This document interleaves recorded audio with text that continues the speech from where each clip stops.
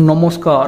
পশ্চিমবঙ্গের শাসক দল তৃণমূলের নেতা, মন্ত্রী, বিধায়ক, সাংসদেরা পশ্চিমবঙ্গে থেকে যে সমস্ত অন্যায় অপরাধ করে থাকে, সেই সমস্ত অপরাধ অন্যায়গুলি করার পরে তারা এটাই মনে করে যে আমরা পশ্চিমবঙ্গে যত অপরাধ, দুর্নীতি যাই কিছু করে থাকি না কেন, আমাদের বিরুদ্ধে বলার মতো তো কেউ নেই, আমাদের বিরুদ্ধে পদক্ষেপ নেওয়ার মতো তো কেউ নেই।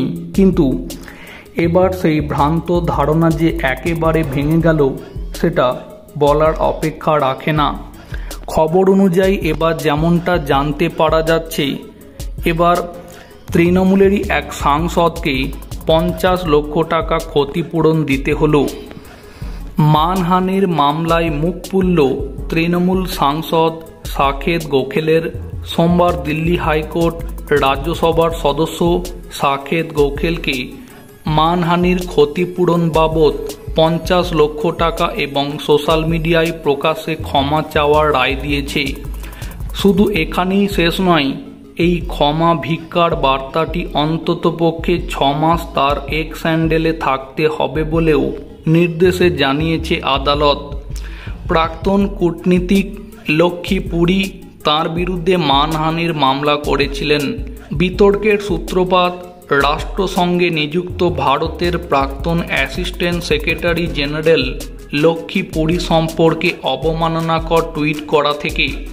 2021 সালের 13 জুন এবং 26 জুন সাকেত গোখেল তাঁকে নিয়ে টুইটে অভিযোগ করেন, লক্ষ্মী পুরী আয়ের সঙ্গে সঙ্গতিহীন রোজগারে সুইজারল্যান্ডে জমি বাড়ি কিনেছেন।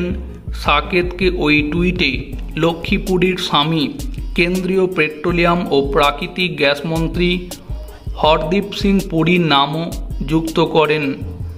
এই মামলার রায়ে দিল্লি হাইকোর্ট বলেছে, সাকেতকে 8 সপ্তাহের মধ্যে একটি প্রতিষ্ঠিত সর্বভারতীয় সংবাদপত্রে ক্ষমা চাইতে হবে।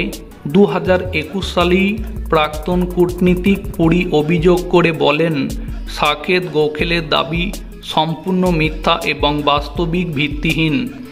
সাকেত যা লিখেছেন তাতে তাঁর এবং তার পরিবারের সম্মানহানি হয়েছে।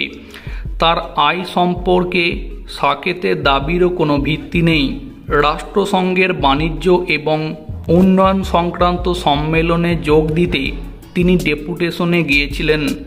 তাহলে প্রিয় দর্শক বন্ধু, যেভাবে তৃণমূলের রাজ্যসভার সাংসদ সাকেত গোখেল একজনের বিরুদ্ধে আপত্তিকর কথা বলে 50 লক্ষ টাকা জরিমানা এবং প্রকাশ্যে ক্ষমা চাইতে হলো, এই ঘটনার পরে আপনারা বিষয়টিকে নিয়ে ঠিক কী মনে করছেন, আপনাদের মতামত কমেন্টে জানাতে পারেন। ভিডিওটিকে সম্পূর্ণ করে দেখার জন্য অসংখ্য ধন্যবাদ।